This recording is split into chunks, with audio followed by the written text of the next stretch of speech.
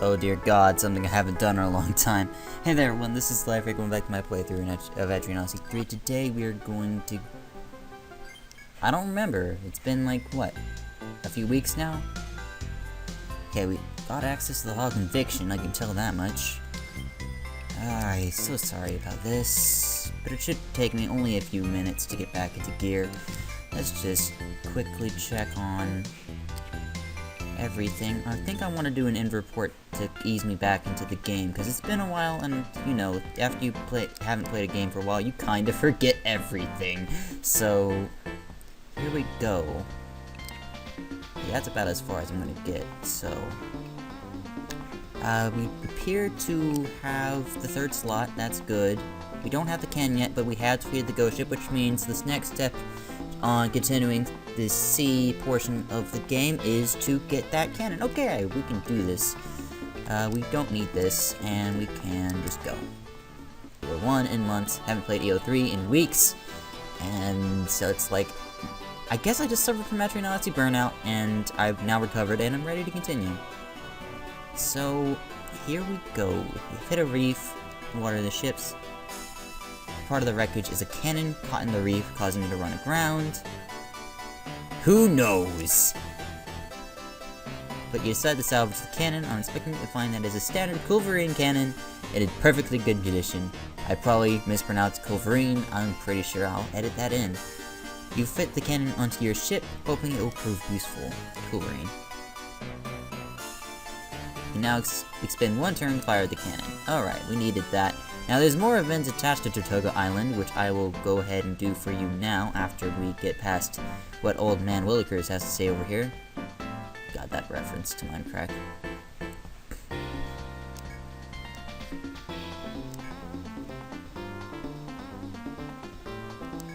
Senators has stepped in to curb the pirate problem before it gets too out of hand. Ready for mission skilled seafaring guilds to subjugate pirates on sight. This is the South Banner. With the flag hoisted, you may defeat pirates and impound their cargo. On top of the spoils you take, the Senators will reward those who get rid of those wretched pirates. Perhaps you could bring back a tattered flag as proof of the pirates' defeat. Just be careful when hoisting this flag. You mark yourself as much of a prey as the hunter. I don't remember if anything involving this is even remotely required. I'm pretty sure it isn't. I know you need to get this ship's items, but I don't remember ever actually having to use the sea banner for any reason other than to get money. So, okay then. I guess for now we can just work our way to the southeastern portion of the map, and we can continue on from there. Actually, I just said I was going to return to Tortuga Island and show you a few other things and get there, so I will do that since it costs so little. Investigate the wreck. Okay, this is one of the things that we can get. There's one thing we want from here that has... Oh, hey, a Tanyan. There's another thing here that we want... It's specifically, actually. There's a few things that can happen here. Either you, I think it's find nothing, find the coin, or find a, necklace? I don't remember. Anyways, let's, grab this harpoon and go fishing. I'm gonna...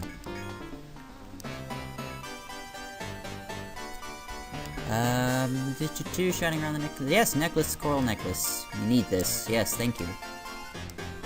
I don't remember what we need this coral necklace for. I remember that we need it. Maybe it's just for completing the game. I'm not sure. It's something though. We need it. Coral necklace for 320. It sells for less than the coin, but it's probably more worthwhile than the coin.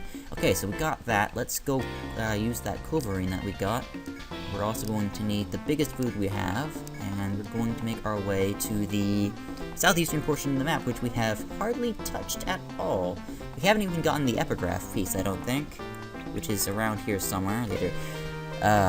Let's just go to the island first. There's a few things we can get on our way there.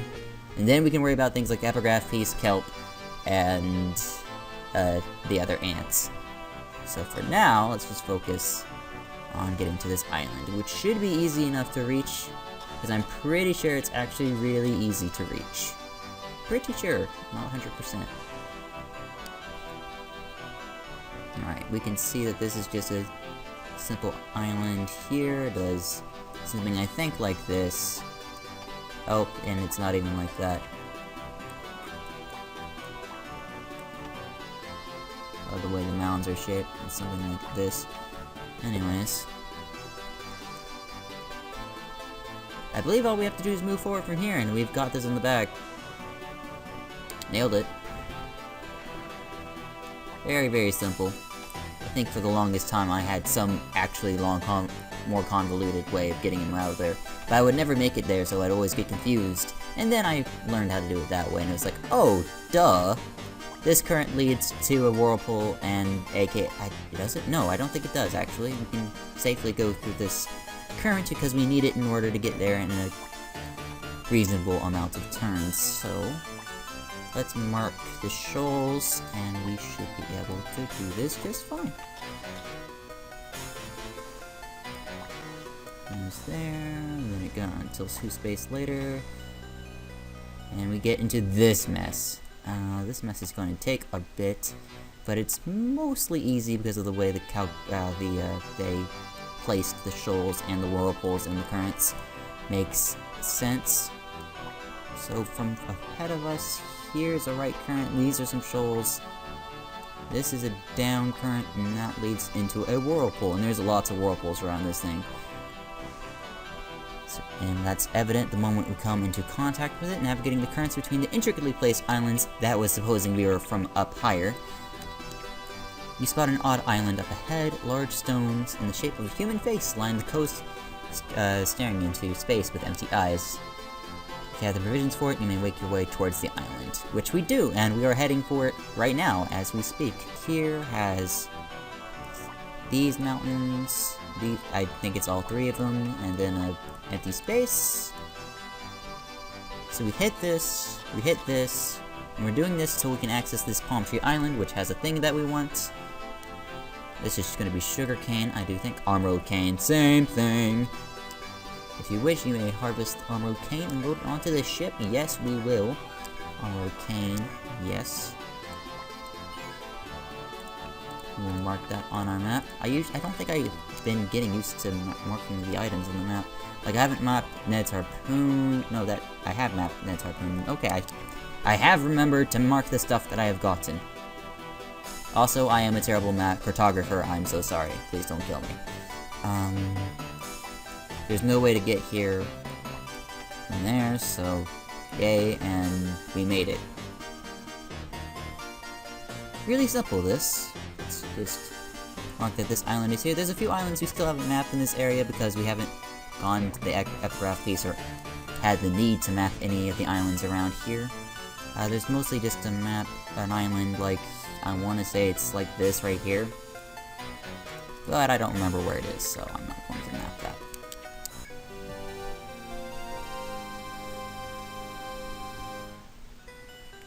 Dodging the currents, we have reached Easter Island. Refusing to be cowed by their eerie stone statues, you disembark to find the pit below the rocks. And looking inside, the pit is deeper than you thought, filled with the rest of the statue. Each stone face has a similar pit beneath it. To your surprise, they were all connected by tunnels. It seems that these mysterious ruins, products of an older architecture, run throughout the island. You will need special equipment to explore further. You need to go back home.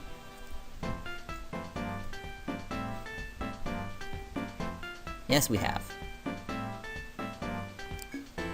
The underground area seems to have been used for all sorts of maintenance, as a sort of maintenance yard for them. You can imagine what ancient battles were like with all those things running around. Wilds, you say things in weird ways. Okay. Well, I do know that the golem there does give a really neat item, and it's rather easy to kill, but I don't think we're ready for him just yet. We can do golem later. Until then, I think we're going to revisit the end report in order to activate events. No? Okay. He gave us something, I'm pretty sure. Yeah, he gave us our Naval Ram, which is a necessity for getting further into the game. Yes, of course. Obviously. Let's go ahead and do a little bit of miscellaneous stuff, and then we'll worry about this. So for now, let's just remove the Culverin and go looking for stuff. Casting net's okay. I don't think I ever use it ever. It's just here for completion's sake.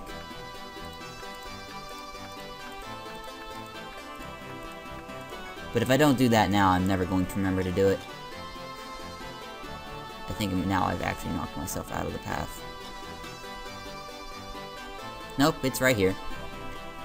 So if you're within this general vicinity of E5, you're gonna run into this event, as long as it's daytime.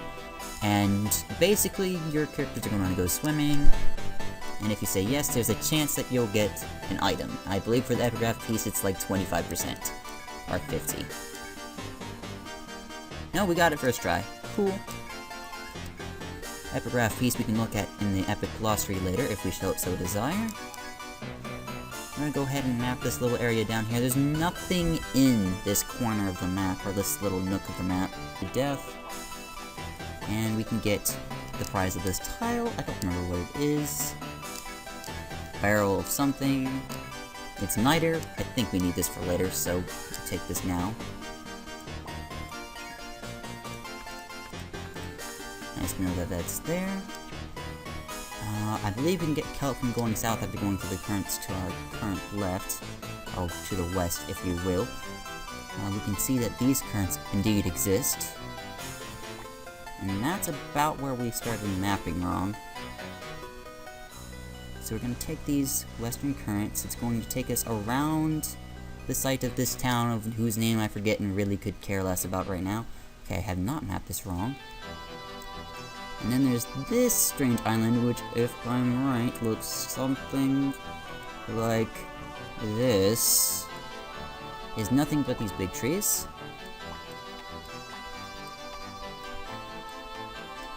I don't think there's actually anything anywhere on that island, but that's to be seen. We should run into the seaweed. Well, it's not daytime. Alright, let's go forward. What? The game won't tell me what time it actually is, because I wasn't. It's my fault for not keeping count. Did I fix it off screen? Left, left, left, down. It looks about right. I might have changed it off screen, or during a different episode. Who knows? Point is, I fixed it, and I should have never remembered to do that. But yeah, it looks like I fixed it. Cool. Good me from the past remembers to fix things. Alright, there's an event connected with this thing here. There is some currents going right into this. And there is a bit of island behind this, and it cornerstones into the place I was talking about earlier. We need to get to here in order to get this, which is fishing flags. Another item I don't use too much, but is more useful than the flag they start you off with. Let's see here. So there's the large flag.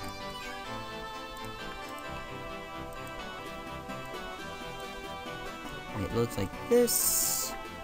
And this is where the Terra Rossa is. We need this, so let's grab it.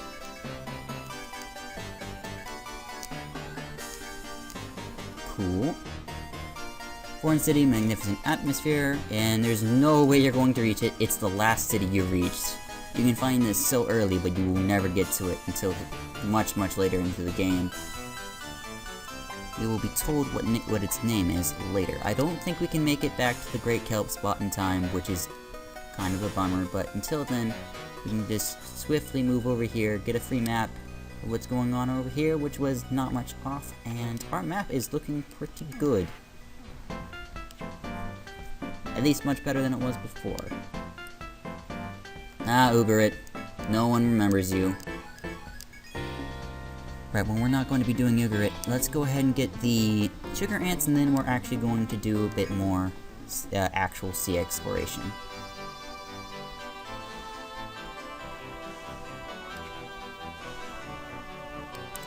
Sugar ants are on Surprise, the same island that the regular ants are on. We will disembark on this island. I believe we don't investigate this area. And investigate that area, and you get honey ants, which is the other ants you can find here, and the last item that is available on that tile. Let's see if we can make... I don't think we can make it to the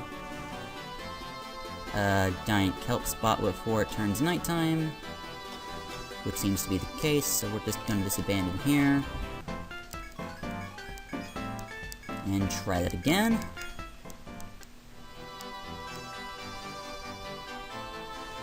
should be daytime by the time I'm approaching the spot.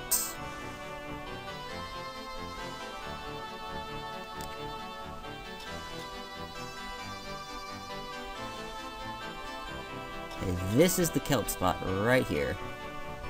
Endless Sea, Scorching Sun, same thing. You're more likely to get this kelp than the Epigraph piece. I believe it's 50-50. Or maybe even higher than that. And thus we get the kelp, and we're gonna grab some of the fish below it, just cuz, and then that's it. Alright, now let's do a few side things. I think I'm gonna have to split this up into two parts. This is going to be covering the Southern Ocean, and then the next part covering the Northern Ocean. It gives me a little bit of something to do.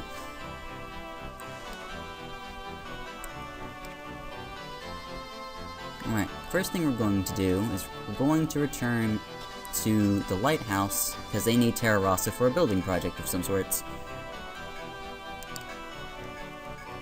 So you give this to them, and they'll give me a coin, which is not worth anything, as well as a tome page, which is also not worth anything, but is more useful. And the other thing we're going to do, I don't think we can make it to Ayutthaya, so we're just going to drop it off there. We're going to be a bit less frugal and grab actual things.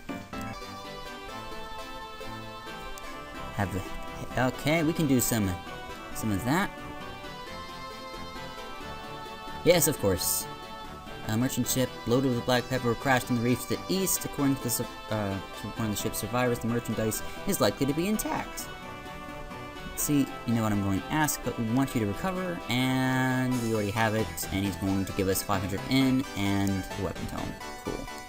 And that there. Okay, that fish... The fish over here in the lower right are actually quite interesting, and I want to go ahead and get them out of the way. So we're going to sauerkraut foremast, and our Naval Ram our way to them. Sea milk is good.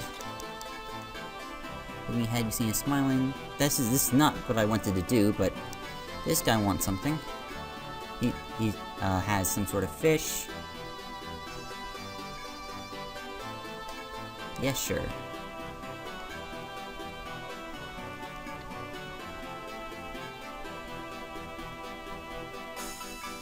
Alright, food. I think this is the same efficiency as sauerkraut, but it's cheaper, so grab it when you can. You're not going to really use it that often, and I'm pretty sure I just spelled it wrong for the sake of spelling it wrong. But hey, it's here, and it's actually very neat, and it's the only thing that's over here. And it's worth getting the Naval Ram for. Long octopus, okay.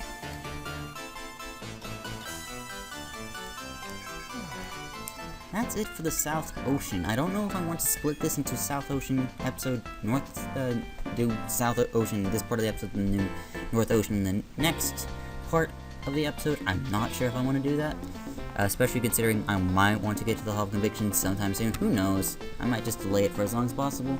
That just might be how I roll. I think now should be a fitting end. So hey there everyone, this has been Life as always. I thank you for watching. Next time we're going to do the northern portion of the ocean. I'm going to see you guys then. Goodbye.